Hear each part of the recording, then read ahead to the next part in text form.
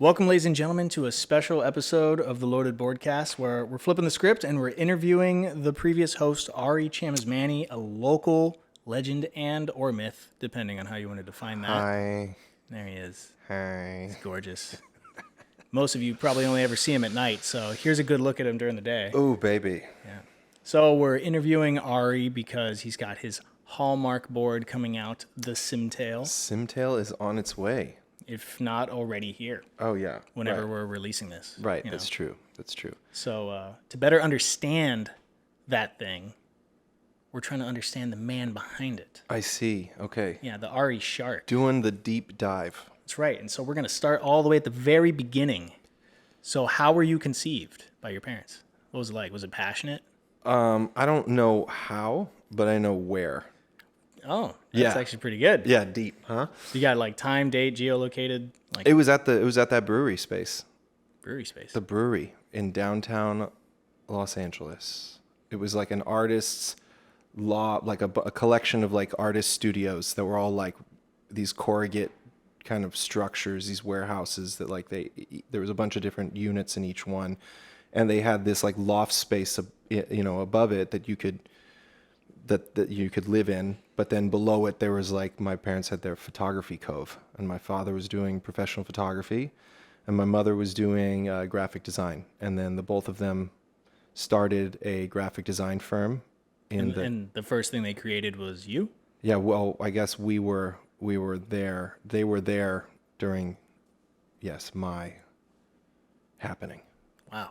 Yes. So born into a creative environment with Truly. two creative parents. Truly, yes. I mean, and that brewery space that was here downtown LA. It's pretty. Yeah, it's a pretty like if you're LA, a lot of LA locals will know that. I mean, this is like a kind of a landmark in downtown. It's just this old.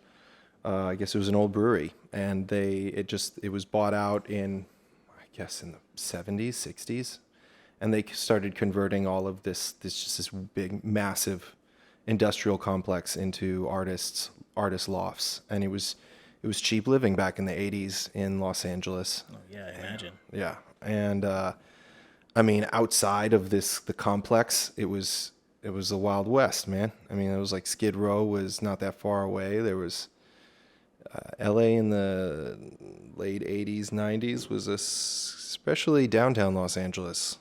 It's kind of a rough and tough zone. I mean, I still feel like, almost 30 years later, you still see elements of that roughness around. I mean, they give it that nice shine and polish. Yes, with it's a these little more cafes. gentrified now, that's for Right, sure. of course. But I mean, you turn one block and all of a sudden it feels like you walk back, in time.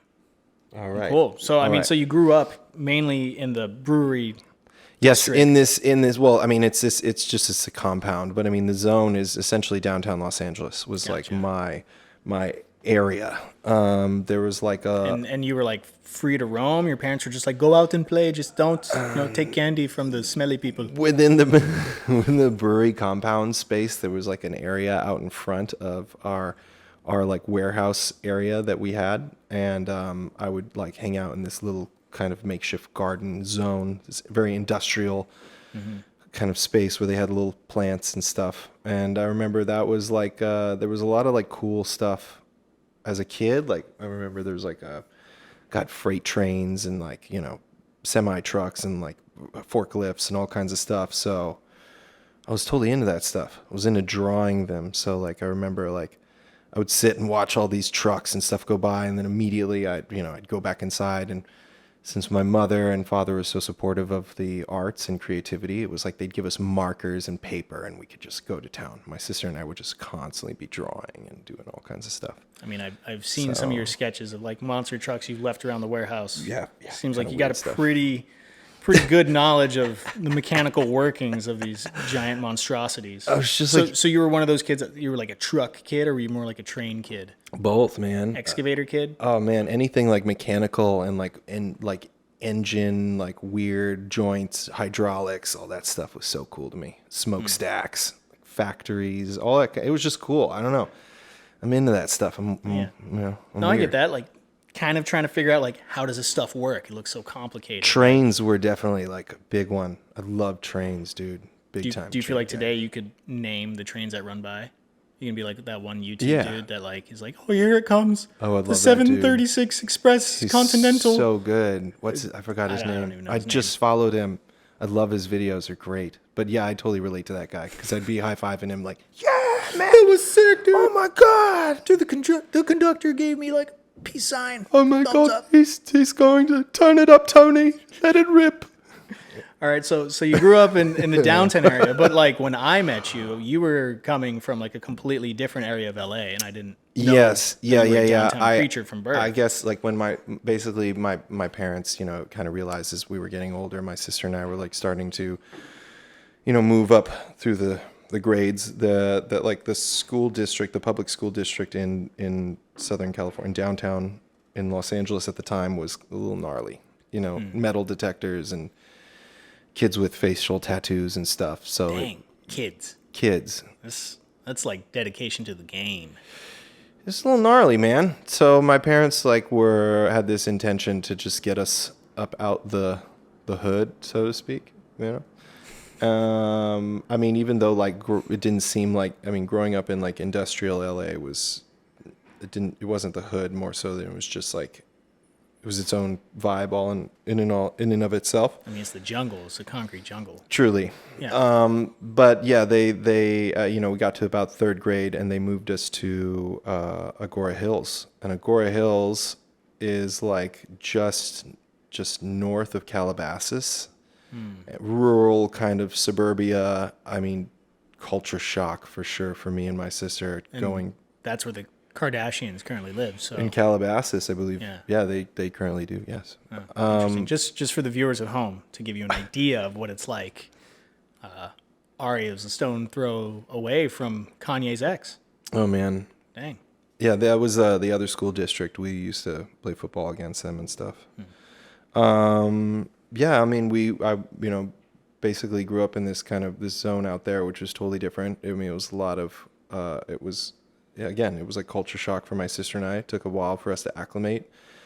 But I did find like a good group of kind of extreme sports kids that like were into BMX and like mountain biking and surfing and bodyboarding. And like all of us got really into going to the beach and like ditching school and hitting waves. And that's essentially was my induction into like skate culture and surfing. And yeah, that's how I approached skateboarding. Skateboarding for me wasn't like street skating and like kick flips and like stuff like that. Although I had friends that were doing that. Mm-hmm. The thing that was more exciting for me was like its connection to surfing. And that was like, I don't know, that was exciting. It was just like, oh, okay, I relate to this because I was doing surfing. I was surfing and I was doing like a lot of bodyboarding and junior lifeguards and all kinds of stuff. So it wasn't more so about trying to land a single trick and riding that high. It was about the entire experience and catching a sick ride. I know, we were all bored, man. It was like suburbia, so you got into doing stuff to just get into things. Either that or you got into doing drugs or like raiding your parents' like prescription drug cabinet, Right. So we went a different route and we were all into like going outside and doing crazy stuff. So, yeah, I mean, that was like, I guess that was my introduction into like surf culture and like going to the beach and, yeah, surfing, bodyboarding, skateboarding, mountain biking. And, I guess all of our personalities kind of aligned in the sense that like we didn't do anything like in a half measure. Everybody was like always pushing each other to go a little harder or do something crazier. Right. I mean, when you have a crew like that, you Right. tend to just want to level up or one up the other person that's in your crew, and whoever unlocks something new is like, Oh my God, dude, like you just totally changed everything for us. And like our crew like kind of like grew just over time. I remember Trevor Baird, a fellow loaded ambassador and legend in his own respect. Very much so. Yes, a young Trevor got kind of inducted into the folds of our group. And was that after you guys had discovered skating and longboarding? Yeah, I mean, that started mainly around, I remember there was one evening in particular. I mean, we had all kind of been like dabbling with longboards. I actually got my first longboard when I was working at this sporting goods store. It was like recycled sporting goods called Play It Again Sports. Oh man, yeah, I know Play It Again. Yeah, I've bought so many boards from Play It Again. they've been around forever, dude. And Yeah. they're a franchise. I think they're everywhere. Yeah, yeah. I used to buy stuff from them in Texas and in Oregon. Like they're all over. I remember this guy that I was like in the corner of this strip mall, like the back corner, like the most weirdest spot in this strip mall. I think only like local people knew that it was there. But I worked for this dude, Dale. He was like this recently divorced kind of alcoholic guy. I remember he'd go into his office and lock the door, and like we could hear him like back there drinking, like crying and stuff. It was really sad. But Dang. like, I mean, hearing crying makes sense. But you can hear him drinking. yeah, I mean, a grown man like drinking bottles of vodka and like dude. sobbing to himself. That's sad. It was Just it was. back there like I just want to play it again. We were working the front desk at the sporting goods store, terrible. and I remember this guy came in and he had a Sector 9 J-Bay, a bamboo J-Bay. Oh wow, the J-Bay. Yeah, and I had always seen Sector 9s, but I'd never seen like a bamboo one, their bamboo series. So I was like, that is super cool. If there's any way I can stand out in my crew, it would be to have the all bamboo board, while all those dudes have just the, whatever the normal flexi ones. Maple and Yeah, fiberglass. maple fiberglass Got boards. this new material, man. So I remember the guy came in and our boss had like stumbled out of his office and he got into this like verbal altercation with this dude trying to sell this longboard, on consignment at the Play It Again. And he was like, no, man, you just get out of here, take your skateboard and leave, man. Don't come back, and this guy's like, okay, F you, bro. So he books it out. And I had just like, hey, I'm going to take my break. So I chased this dude into the parking lot and I was like, hey man, I know you're trying to get like $60 on that thing, but I'll give you $40 right now, like out of pocket for that board. That's a deal. And he was like, okay, bro. Yeah, no problem, man. I mean, this guy I think was just trying to buy weed or something. Right, so right, like, right. I copped this Sector 9 J-Bay and I was just like, holy, I have gotten myself my own steed now. I was Serious board. I was always borrowing everybody else's stuff, but now I had my own board and it had like gull wing trucks on there. It had like really nice wheels. Everything on that board was like prime time. So like, at least for our little group, so I felt like, okay, now I'm one of the I have my own setup. I can finally start like really focusing on this. And so like, how long did you guys just meander around like we longboarding? would go to parking garages in the valley, and like that was really fun. We had nothing to do on like weekends, and I remember we would all we'd all be off work or doing stuff. We wouldn't have anything to do. So like my friend Bobby had just gotten his driver's license, and he would drive us around in his truck.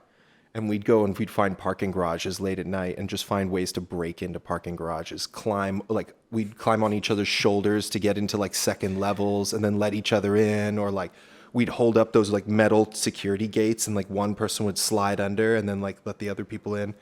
Did you ever get like busted really badly? Yeah, a bunch of times. Like the cops fully showed up and were like, what are you guys doing? You should know better. And we're like, our response was always like, man, we're not doing drugs. Like we're just out here just like breaking and entering. And it was like, yeah, Yeah, but just trying to have a good trying time. to, just trying to catch a cool wave, bro. But yeah, that was Perfect response. That from was a I don't 16-year-old. I mean, yeah, our parents were definitely a little more aware of the fact that like we would get in trouble with the police just because we were like. Yeah, but it would never go too far. Like, did they ever have to like pick you up from jail or anything? No.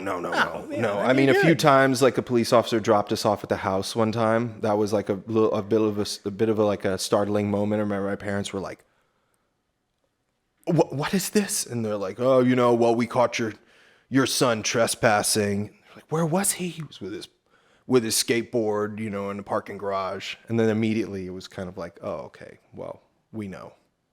And little did they know that was the predecessor to Uber at the time.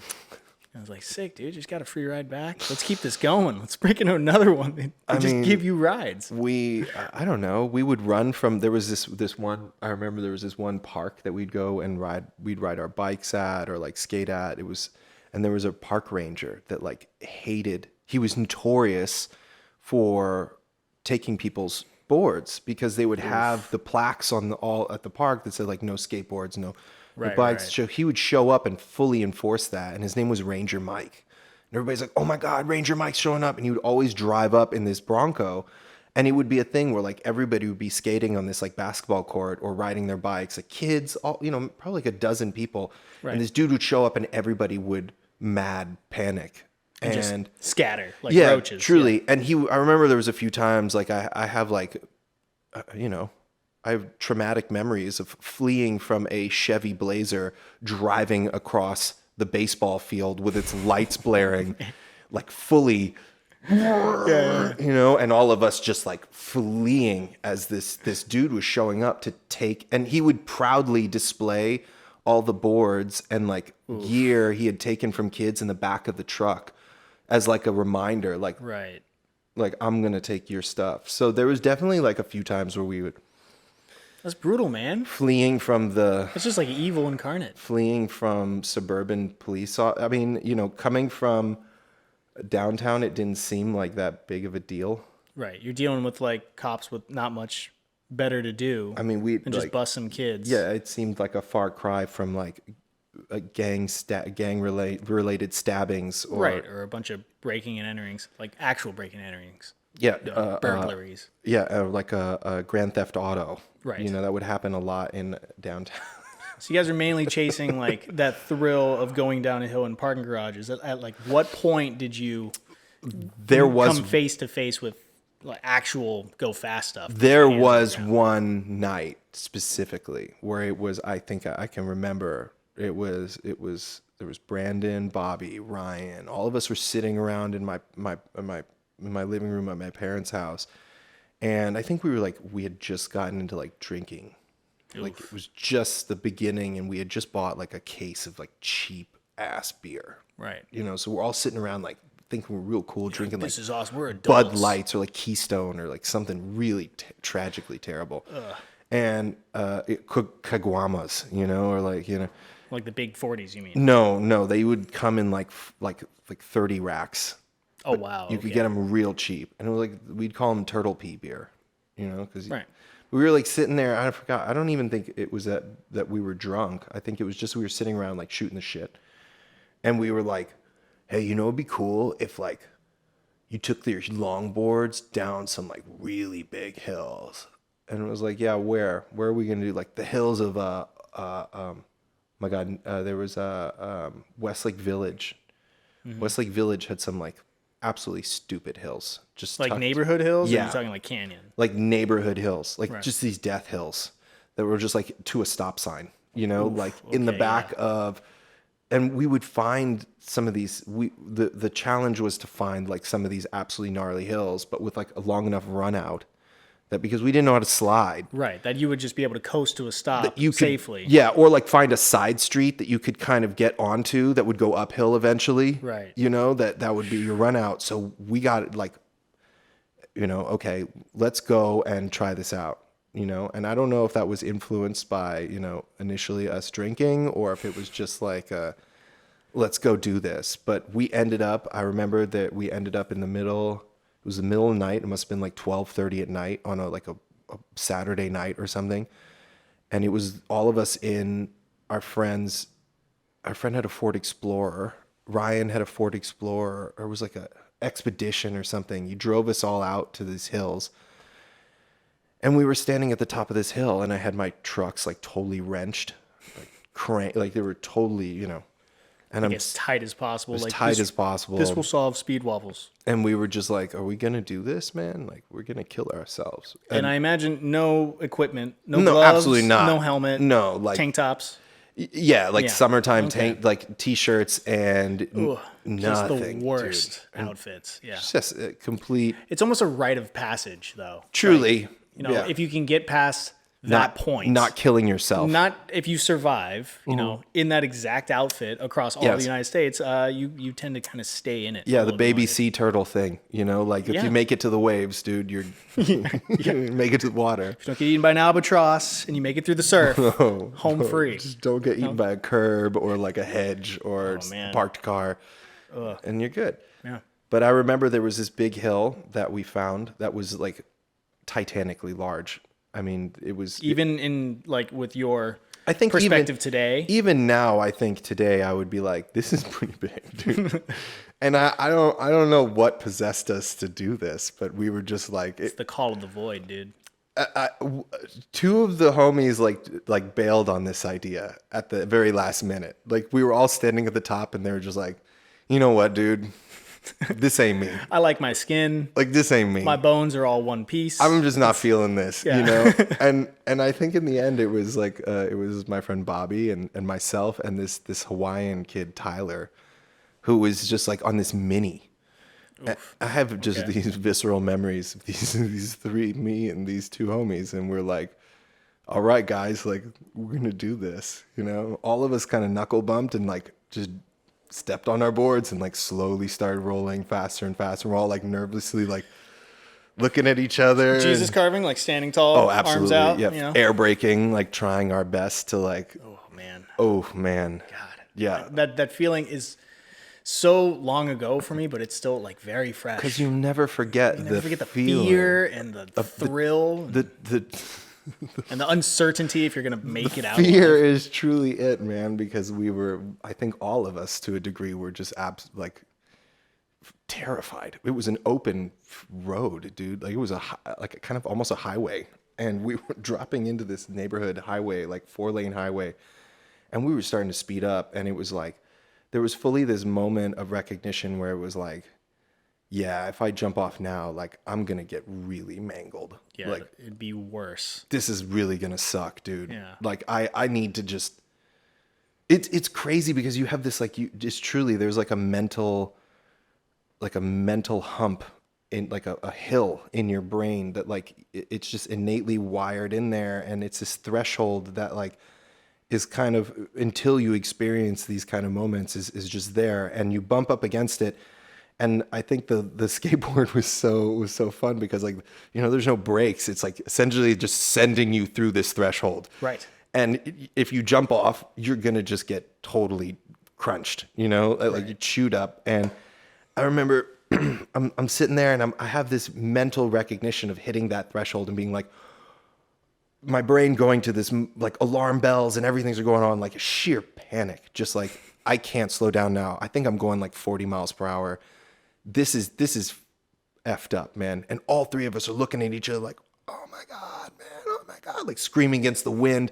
And our homies are behind us in the car, like hitting the horn, beep, beep, beep, beep, beep, beep, beep, beep, beep. You know, just like everybody's freaking out. Yeah, probably panicking on the inside, like bail. Truly, I think there was a communal sense of, a collective sense of like just sheer panic amongst the three of us because we were going fast now. This was no longer like baby speeds, 45, getting up there, and we were still climbing in speed. We hadn't hit terminal velocity yet, so we were still falling faster and faster.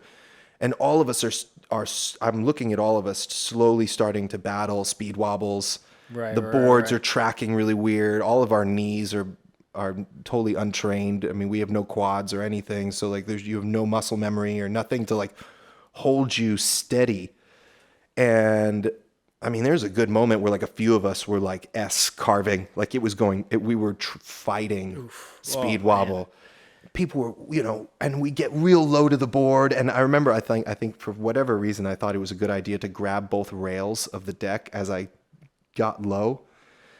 And it just, it almost bucked me. I mean, I don't know how we kept it together, but it straightened out and I managed to just kind of stiffen up, and all three of us made it out of this hill at the bottom. We get to the bottom and it starts slowing down.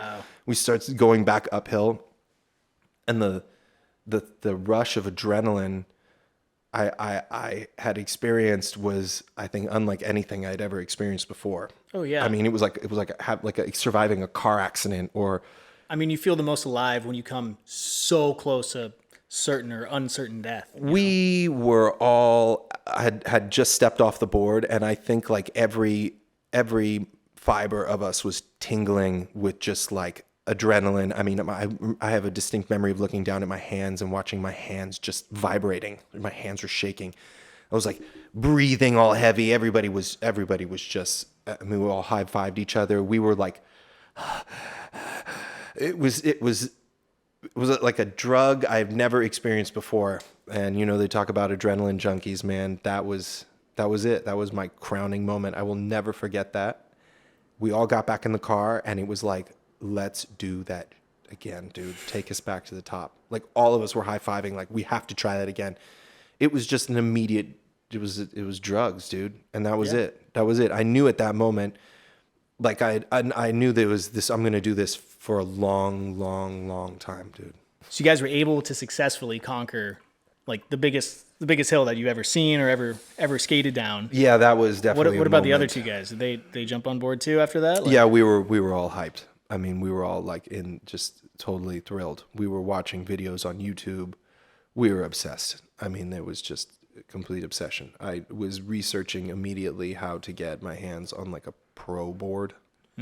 Because that's upgrade from the pintail. That's how we did it, you know? Right. I mean, immediately you go from like one amazing victory to like, we need to do this. You know, all of us were like online researching, looking at boards. We were all looking at like land yachts back then. This was like 2008, 9? Oh no, probably like 2006.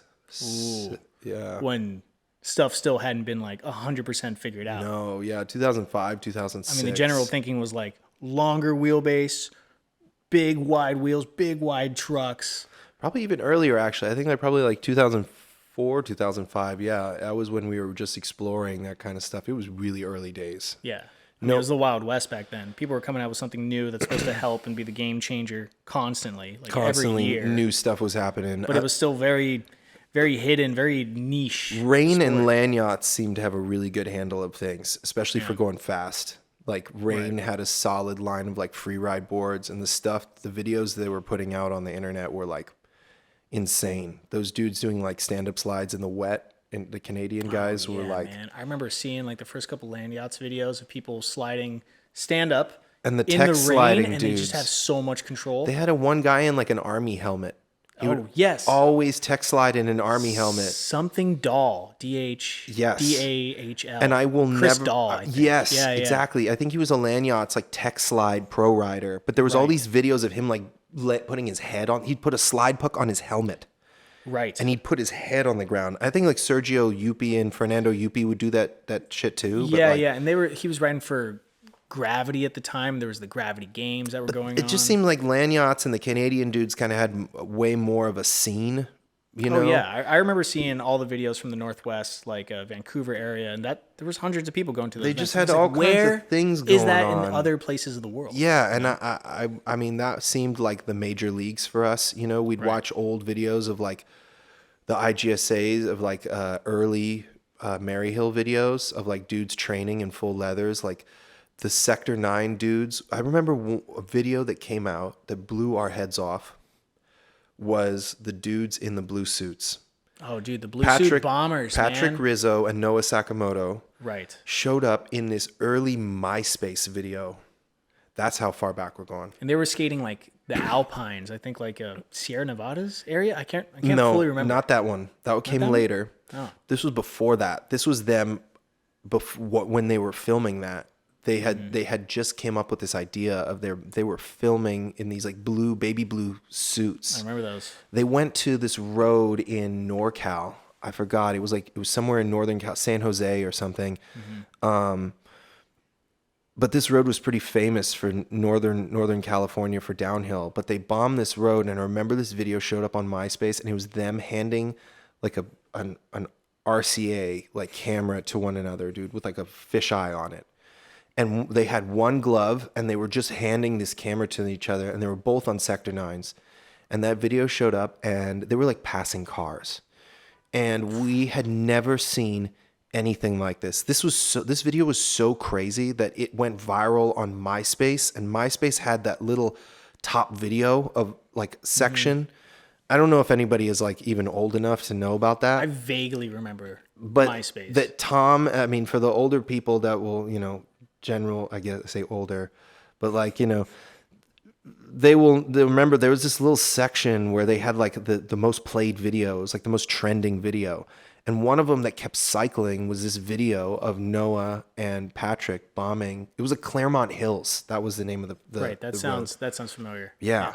And we saw this video and it changed us because we were just dabbling with this stuff. We just tasted what it was like to go fast. And then we saw this video of these dudes who were like fighter pilots that were like going around motorcyclists and people fully in cars, like hand dragging along the sides of cars and stuff.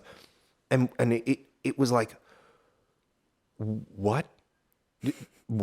Like we thought like we had done something that was like revolutionary. And then we saw that and we were like, oh my God. And we started, You're only scratching the surface compared to what others were doing. Because we had watched those videos of like the old Gravity games of the dudes like Biker Sherlock and those guys like in full like arrow lids and stuff. But even that seemed like tame compared to like bombing hills in neighborhoods and like dodging cars and like trash cans. And it was like, I don't know. It seemed like a lot more breakneck. There was a lot more risk involved. Like those dudes were in a closed environment. It was like, yeah, we appreciated it, but it was definitely like far removed from where our heads were at. That's an experience that, like on a closed road, you guys wouldn't be able to do Truly. on a weekend. But seeing the Blue Suit Bombers, you're like, we could go find a road like that. That was so insane, man. We saw that video and we were like, what the F? What the F, dude? I mean, and that's when we really started exploring Malibu because like Malibu was like essentially our backyard. Yeah, you guys were right there. We were like, yo, why don't we go and try and bomb some like real hills, like some major league stuff? And that's when we came up with the idea we were going to bomb Encinal Canyon in Malibu. I mean, that's a good place to start. For those of you that don't know, Encinal has 2 downhill sections that meet, and so you can ride it out and you come to a stop. I mean, we had 2 that we were trying to do. We were trying to do Canaan Road, or the tunnels, basically. Yeah. We had always kind of had this idea that you could maybe do it, but we didn't think that you could make some of the corners. It was early days, and like we didn't have slide gloves or anything, and we were just like boner running this stuff. We were like doing like standing up fully tall, standing up fully, trucks fully cranked, you just barely turn. Cranked, yeah. So it was like for us, it was anything that we could do where we could just roll it out, Right. And Encinal seemed like a really good. It was just straight. The turns were really big. We could kind of make it. So we were like, "Oh my God, dude, are we gonna do this?" And this was still when you guys no helmets. You're just no doing helmets, raw dogging it. We were in like short like board shorts and like tank tops, dude. It was like we had this like whole like surf culture thing that we thought we were living. Right. Having no concept of like how fucking dangerous this whole thing was, dude. Like I mean that's that, being a teenager and feeling invincible. You're like, what's the worst that could happen? No idea, dude. I think at one of the runs I was in like straight up like in Birkenstock sandals. Like we were on our way to the beach and it was like I think we were getting ready to like hit some waves that day and then like one of the homies was like, dude, this is Encinal. Do you want to hit it? And I was like, are we going to do this? We're going to do this. You got your board in the back, man. Why don't you do it? And it was like, all right, fuck it. Let's go. Yeah. So I remember I think it was like, again, it was like Bobby and I were the only ones brave enough to like, I think like Tyler as well, the trio again, we were the only ones brave enough to kind of drop in on this thing. And because I mean, Encinal's fast, dude. Like even today, like you can get moving.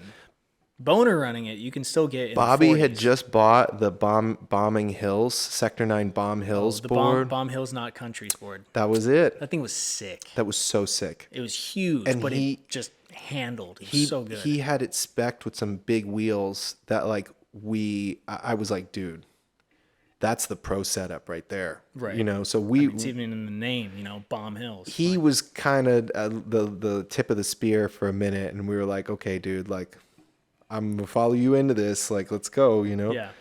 So we dropped in I remember on Encinal, and that was an eye opener for us because that was like 50, 60 miles per hour. And that was fast, dude. That was high 50s. I guess on one side, yeah, 50s. High the other side's a 50s. little bit slower. Yeah. But I remember that was like when we really kind of like pushed.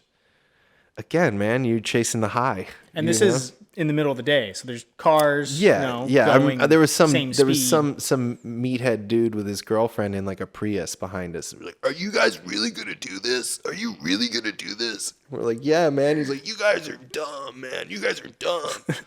He's like, "I'm gonna watch, Yeah.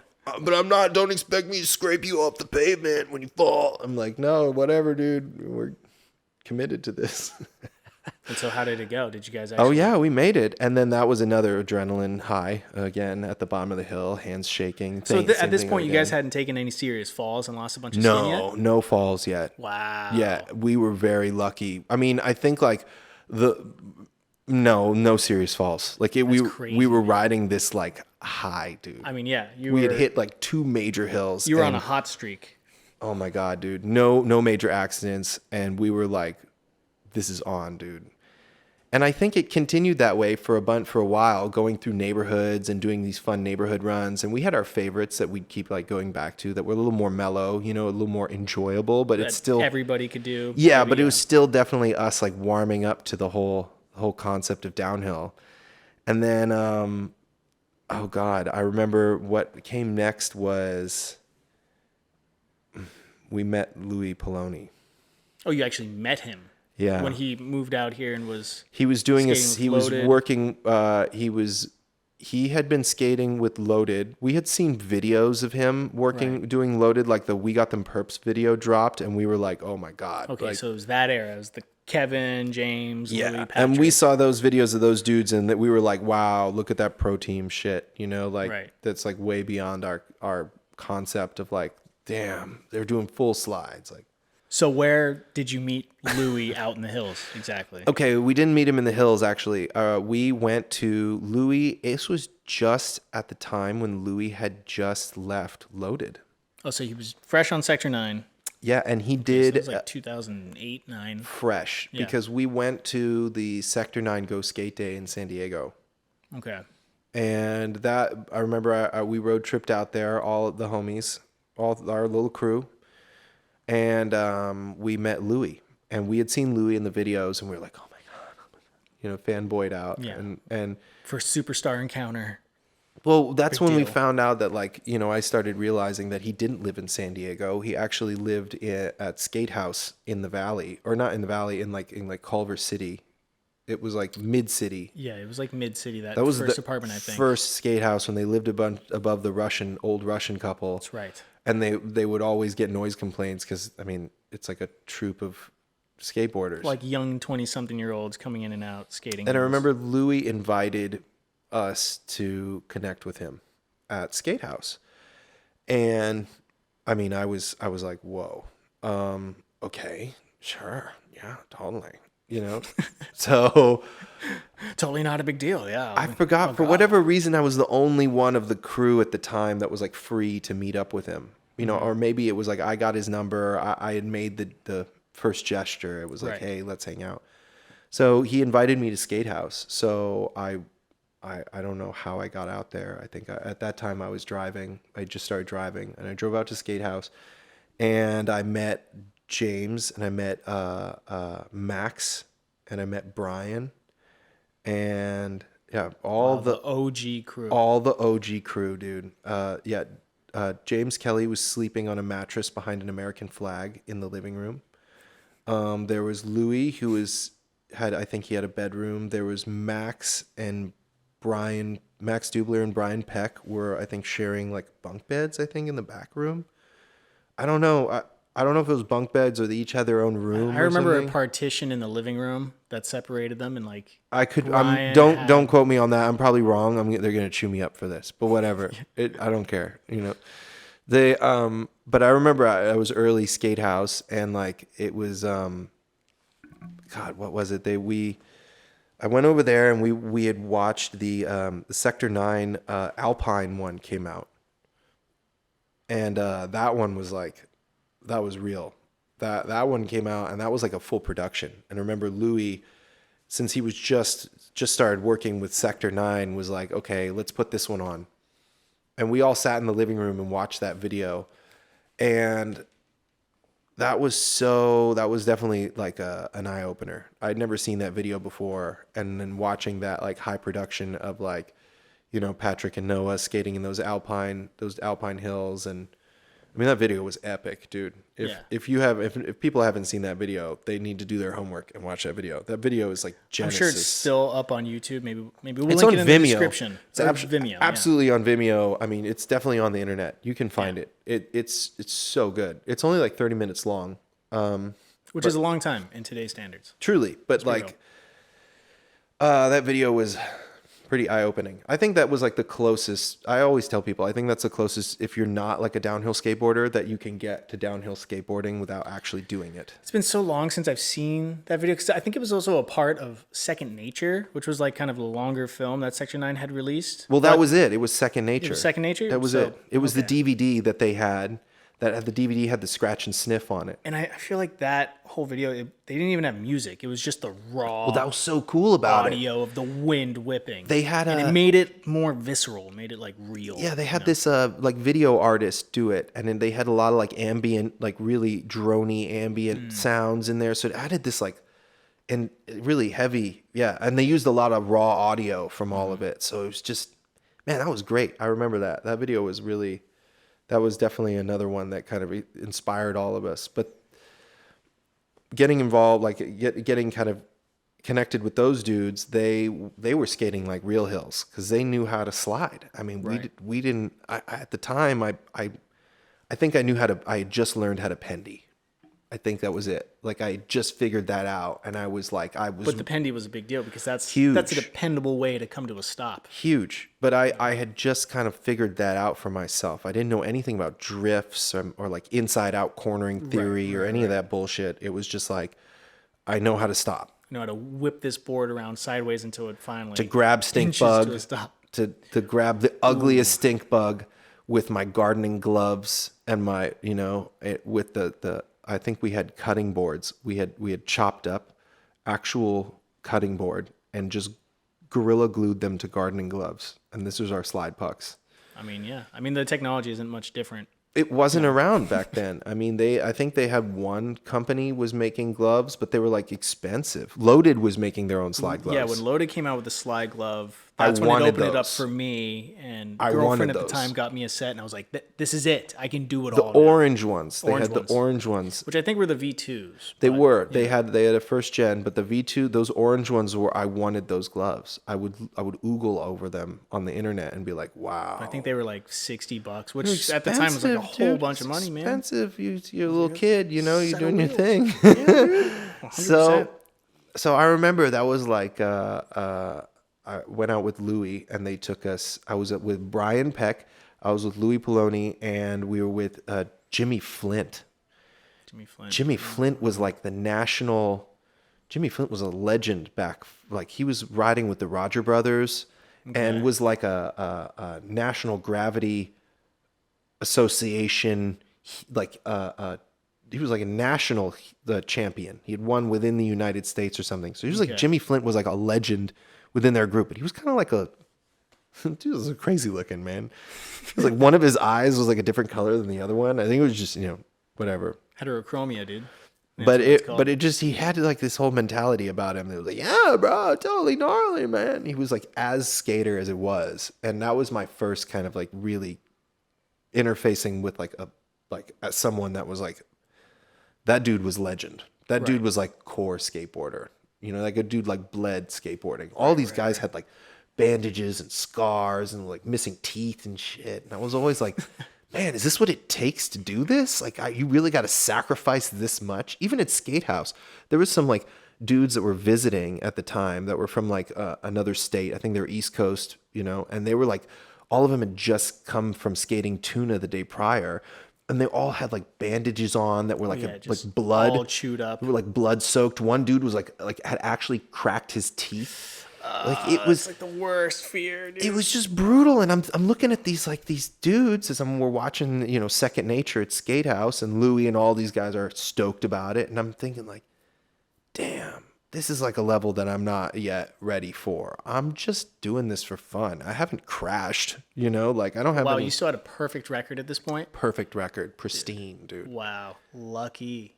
Until that afternoon where When you linked up with the linked SkateHouse up with, guys. with the SkateHouse dudes and Jimmy and Louie and Brian.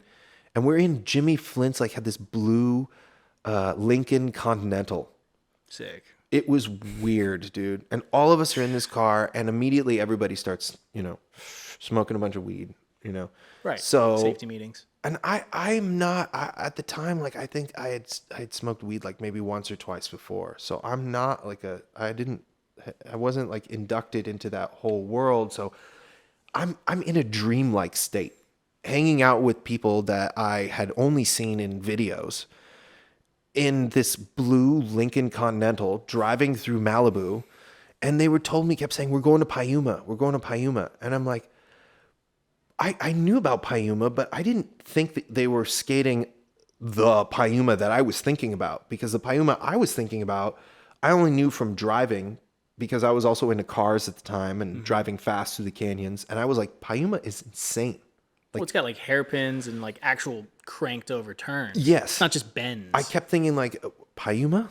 What are you talking about?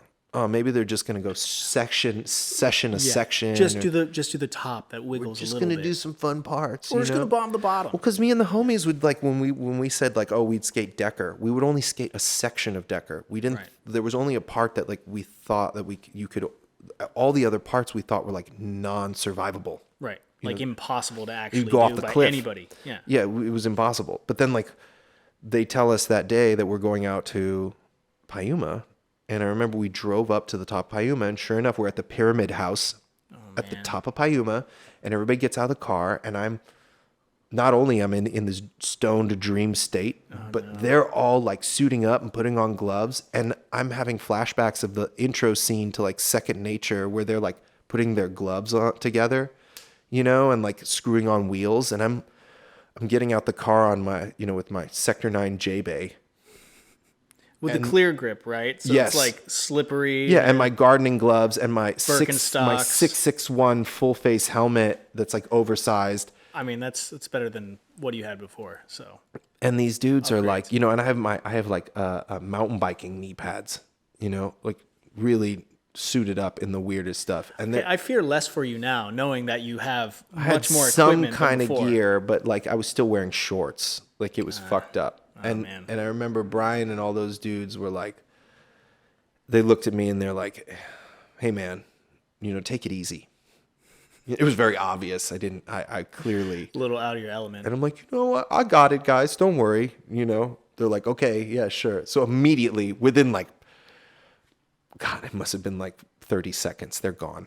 You know? Well, they get into a tuck and then, Yeah, they were gone. Jimmy Flint and Louis Poloni like absolutely just disappeared. and you're still in like the boner stance. I'm in the boner stance doing like Jesus carves, you know, with my arms out, you know, and Brian Peck's driving behind me, That's the worst. fully processing like I remember what's the happening. first time I skated with the SkateHouse dudes. It is the worst to be in the back because you just have one of these legends like just watching Watching the disaster Just, unfold in slow motion you. before their eyes. Kooking it up, Because trying you- to keep a positive you're attitude. crawling, and they Yeah. desperately want to see the action up front. Those dudes are hauling, and you're just like panicking, you know. course. And you're like, oh my god, I'm skating with these legends, and I look like a donkey, and like, You're like, I'm trying my but I'm hardest. trying, I'm trying my so hard. absolute best. I in- just wonder how many times Brian has been in that exact same position, in just a grinning state- ear to ear. in a state It's like, of look like, at this dude. here's Brian Peck, like team rider for Rain. You Yeah. know, all these dudes have raced before, like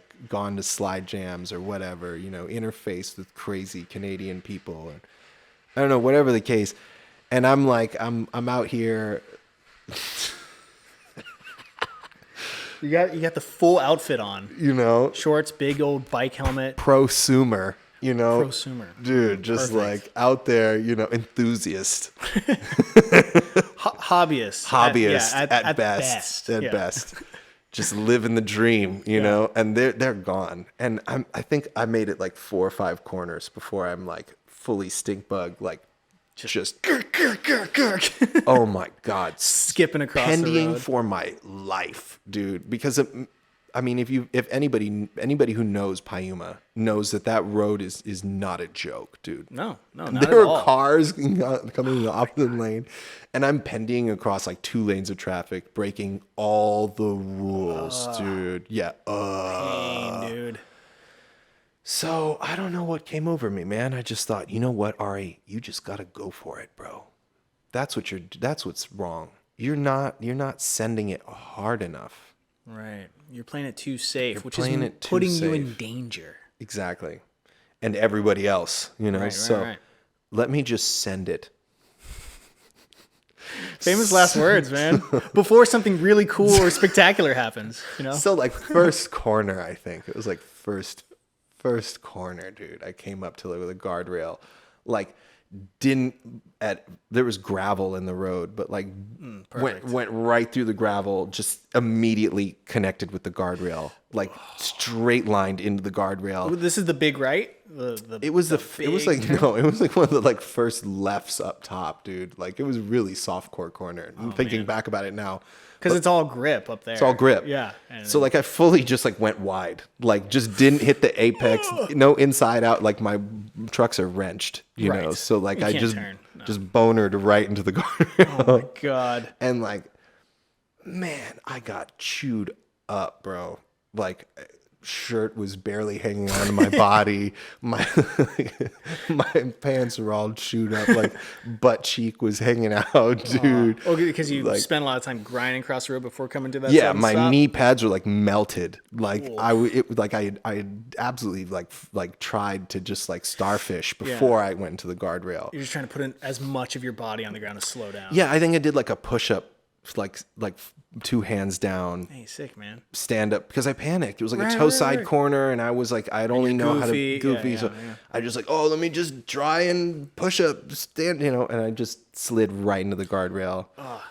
Brutal. Yeah, I hit the guardrail so hard my shoes came off.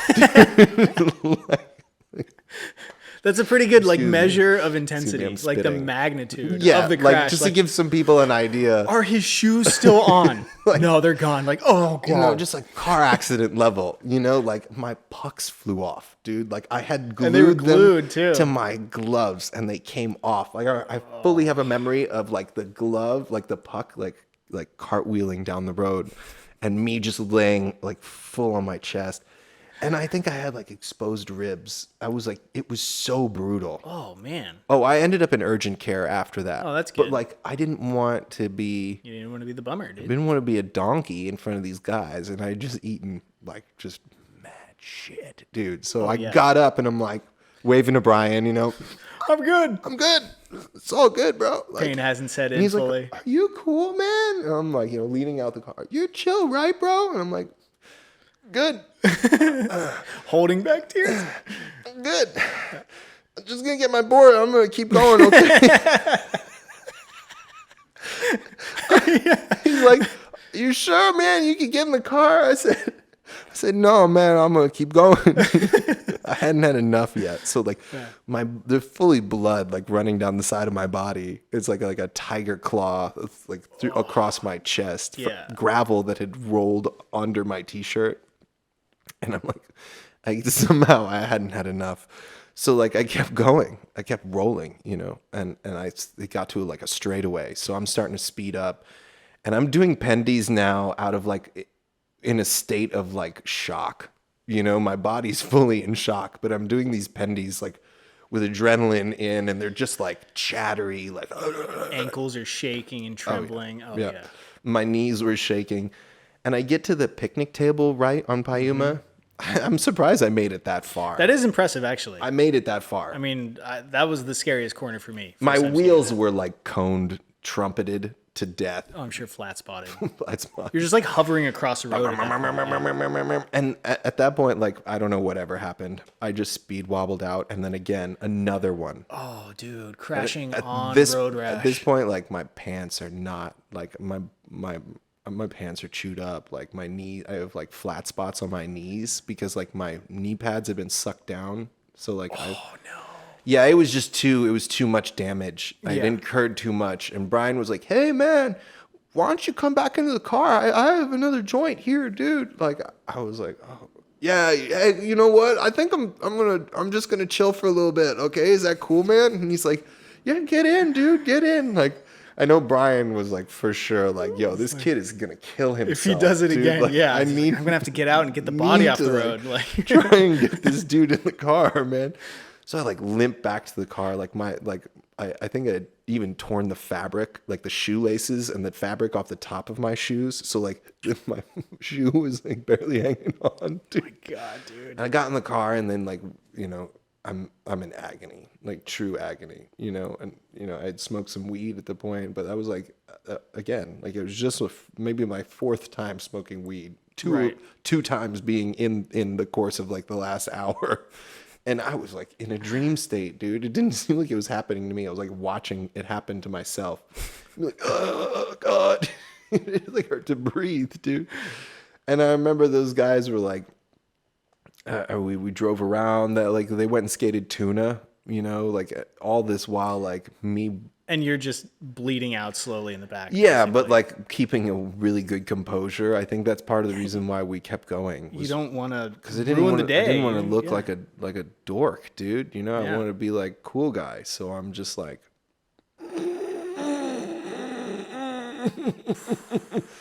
it was brutal. And it's like summertime, so you're like sweating into your road Oh rash. yeah, and my shirt's like sticking to my open wounds. Yeah. And like my Flies are probably attacking fully you. bleeding everywhere, dude.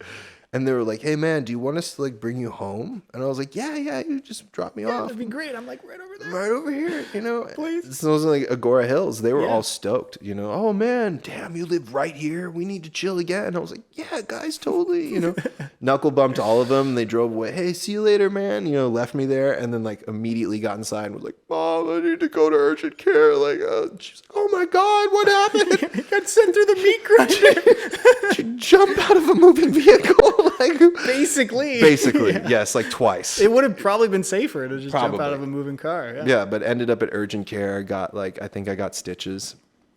Yeah, like Wow, that's pretty serious. it was really gnarly. But that was like my rite. And you were just bleeding for what, like 4 or 5 hours. It's my rite of passage, man. After that, I was like, I had nothing but stories for the homies. But I was like in agony, in like a full like wrapped body thing man. for like a month, and it That was is just like, so brutal. it was so much fun. What an experience. What experience of a lifetime. Wouldn't trade it for the world.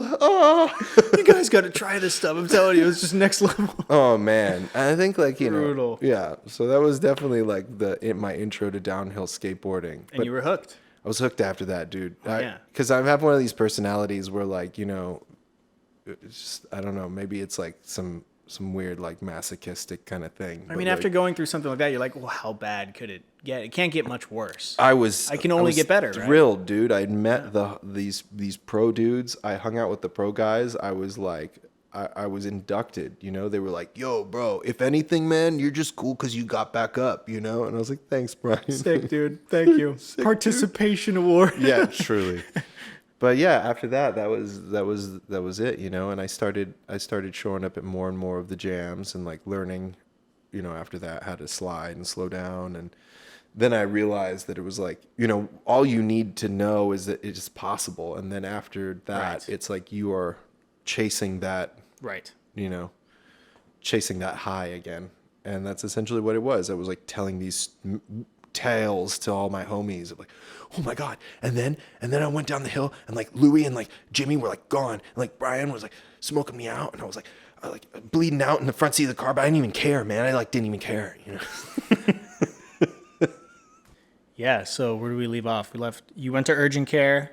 Yeah, ended up in urgent care. You were the top dog in your crew. You're telling all your friends how much fun it was. You're in a full body bandage. I don't know if I was like top dog more than I just had like an experience that was like kind of crazy, you know? And I ended up just with all these battle wounds now, you know? I mean, you threw yourself into the gauntlet of like downhill in its early days. That was definitely that was the addiction point, you know. From there, it was just obsession, you know, learning how to perfect pendies, learning how to slow down, but chasing that, you know, the goal of just trying to go faster, perfect it, you know. And I mean, in that era, like it was only trial by fire. Like Truly. the only way to get better was to just huck yourself down these hills Yeah. and push your limits constantly. There were trick tips that were coming out from people Right. like Louie and James and Kyle and whatnot, but still the majority of it was, well, you got to go figure it out. Yeah. Yeah. And that's like, I mean, when we really started getting into it, that's like basically when the formulation of the gel lab happened. And yeah, that was the beginning of that phase. And that was like before you picked up dancing and I mean, honest to God, I'll tell you this, after that big crash, I was a little shaken.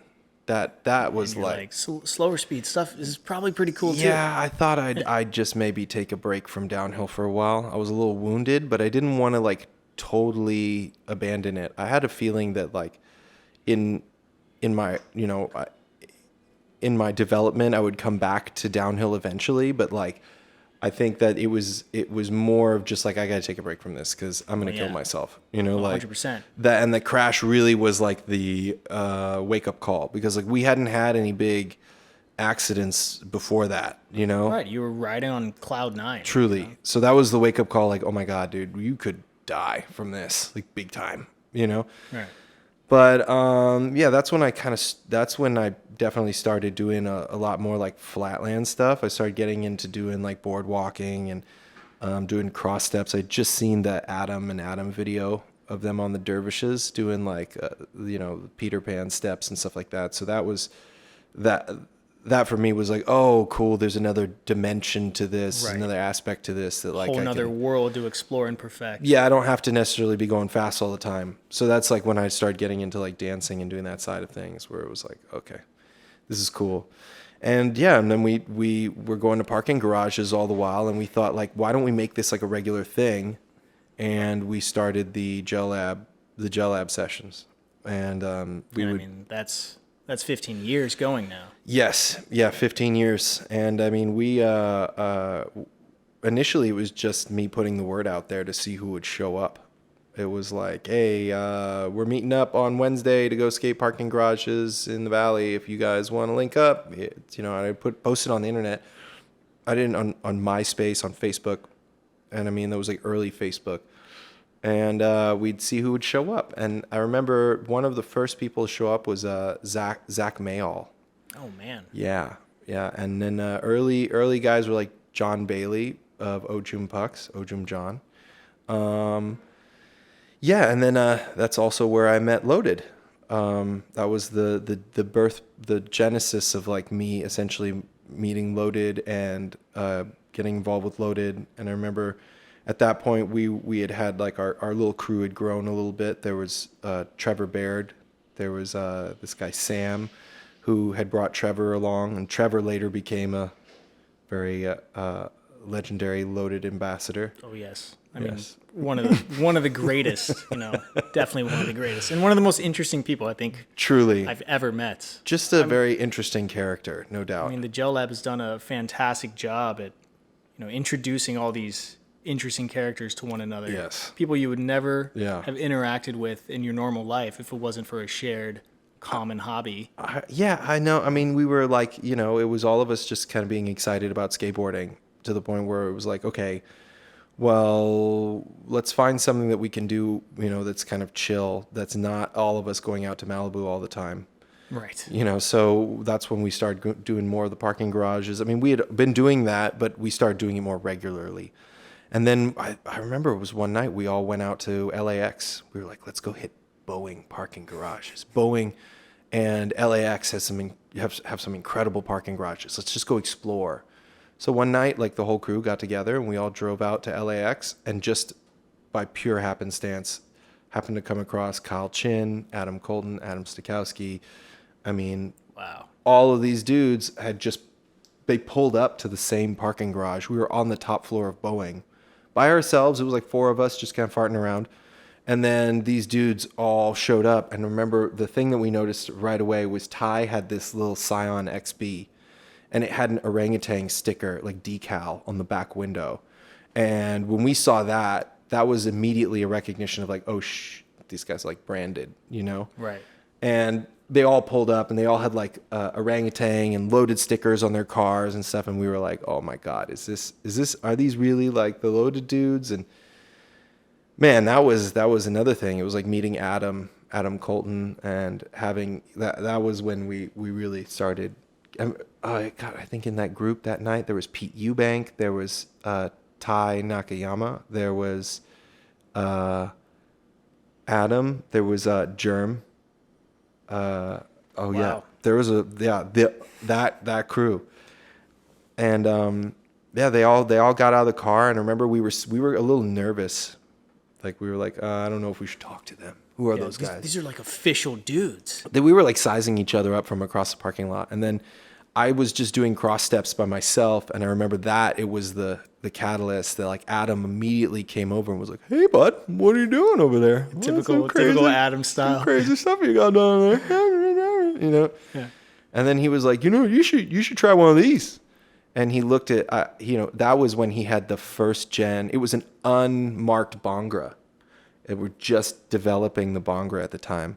Oh, man. Yeah, and he was like, you should try one of these out. I was like, oh, man, And I mean, I was trying to cool guy it. But again, another like fanboy moment when I totally realized, like, that's Adam Colton and Adam Stakowski. Oh, my God, man. These guys are big deals. Yeah, because we've been together. watching their videos, just like we had met Louie and Brian and those guys. It was like another one of those moments of just like, oh my God, dude, meeting more people from the scene. But that was my contact point with Loaded. From that point on, Dusty was there as well. And then at the end of that night, Dusty was like, hey, man, we're going to get your number. We want to stay in touch with you. And it was like, okay, yeah, sure. And I remember I got an email sent to me by Darren.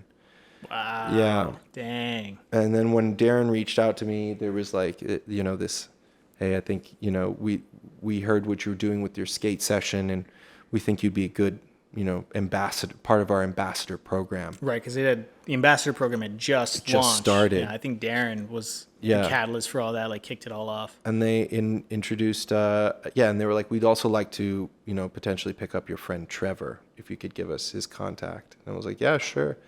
And Trevor and I kind of got inducted into the folds of Loaded at the same time.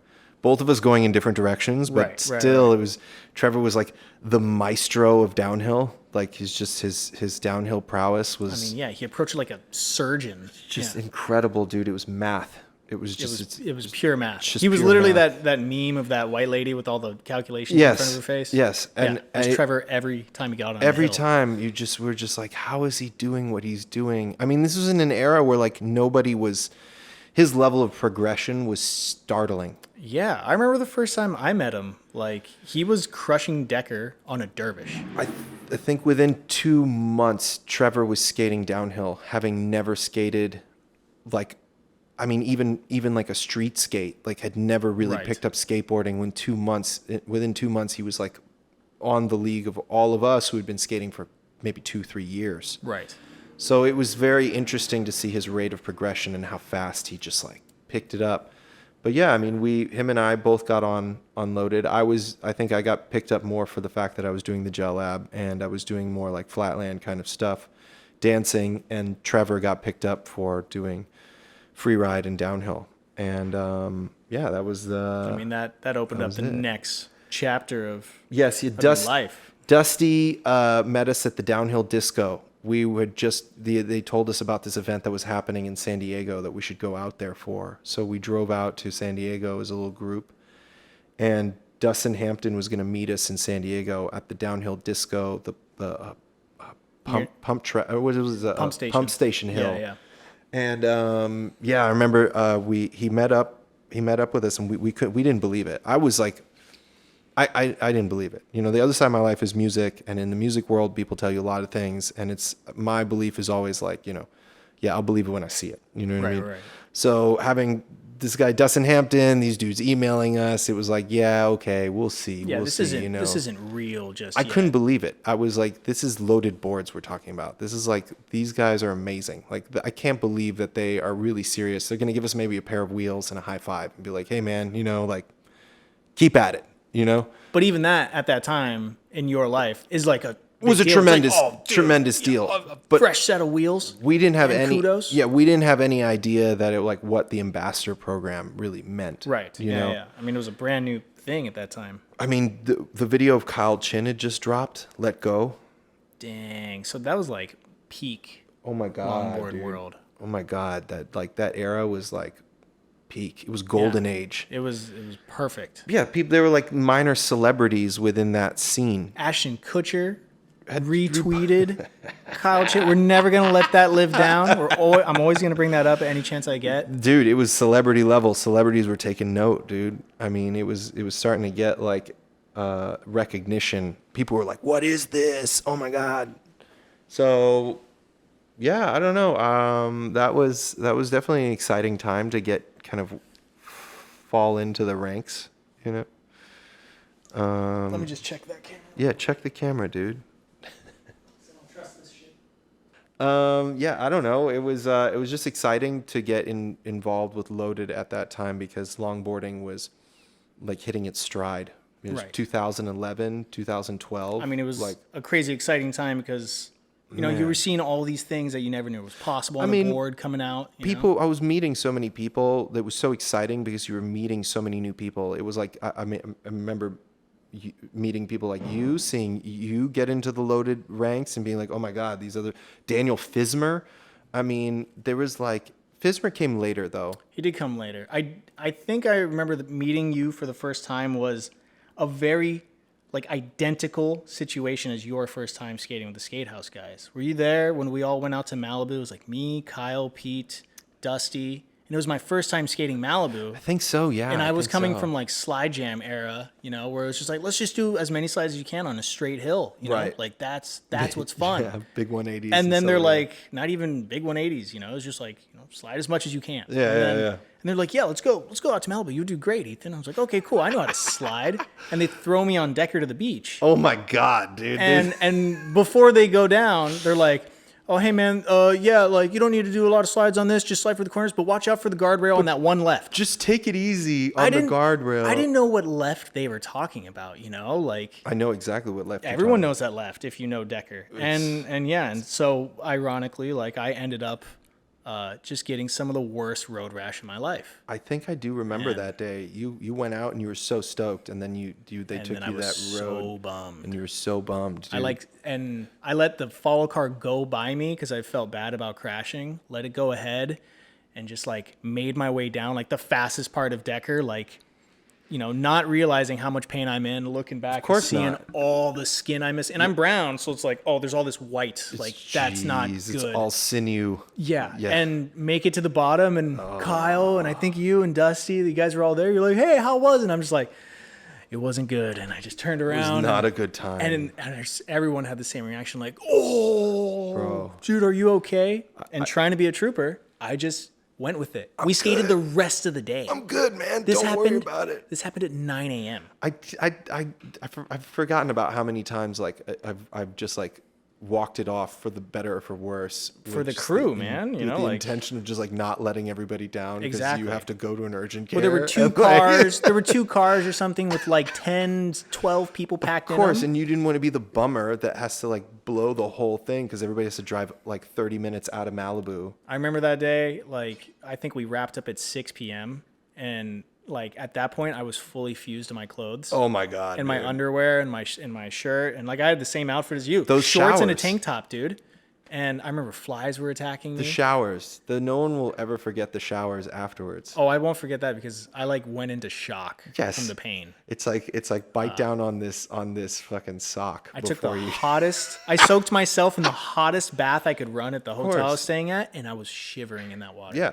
I was like freaking out. It's like you're amputating a limb. It's that much level of pain. Yeah. But anyways, you know, this isn't about me, but I just find it really funny how we had such parallel experiences meeting like, you know, the core crew. Well, because you know, you're so excited. You're on this level of like, oh my God, what an experience. You know, and I guess that's like what it was back then.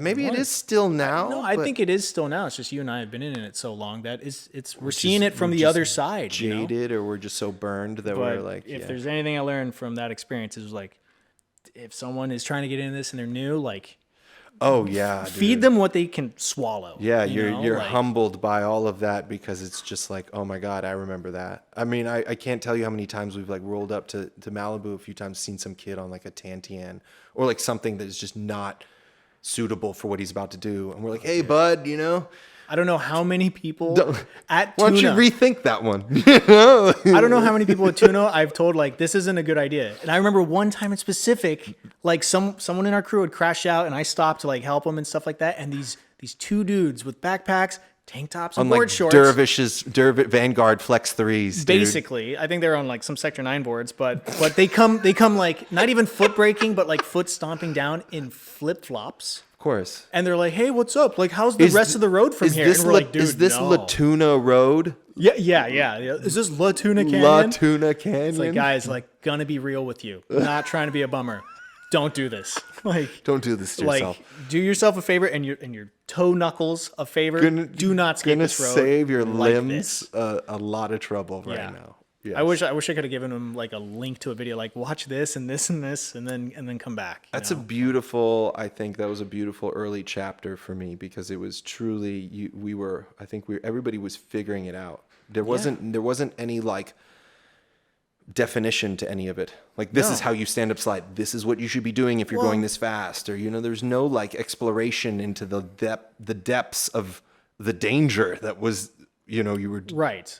Well, I think people had figured it out enough to know what will work at like a standard to be able to like, all right, we can all get to this level and then we can push it together. Yes, but there was still so much to be discovered in terms of your setup and gear, and then I mean dancing tricks and dancing free had like ride such like a fast rise, but then everyone's like, whoa, downhill, it's so fast and you can do all this cool stuff. Like dancing kind of just took like a side seat for a bit, put on the back burner. Because I remember when everybody got in a free ride and downhill, and like the industry followed suit with like the stuff it was releasing. I remember I mentioned this when I spoke with Donnie and Pablo in the podcast, the anniversary podcast. It was like we were discussing the type of wheels that were basically developed. I remember like ABEC 11 was putting out like the fly wheel. There was so many stone ground round lip wheels. Had just become like a thing.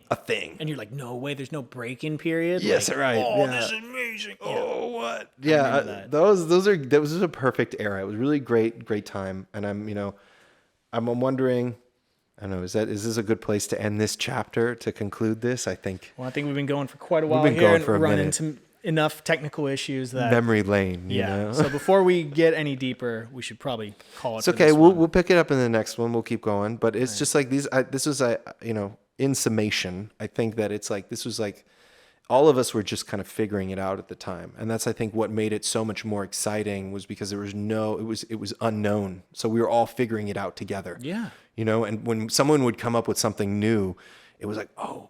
Shit, dude, that dude just did what at speed? He did a 360 slide shove it at 40. What? It was just a different time. I think it was just so much more experimentation. And I think now it's a lot more, things are a little more set in stone, Yeah. I feel the same way. Like people have like really carved out and defined their disciplines and like what is doable and how to do it properly. And like, what physics are going to work the best for performing this trick or this maneuver? It's more groomed. It's not as it's not as shaggy. It's, there's less coloring outside of the lines, so to speak. But if anything, it's more exciting now in the sense that like more people are getting into it. You can share this experience with hundreds and thousands of people. And there's the level of the technology is caught up with it as well. The engineering aspect of all the gear and stuff is urethane, Well, all that stuff. I think before we get I know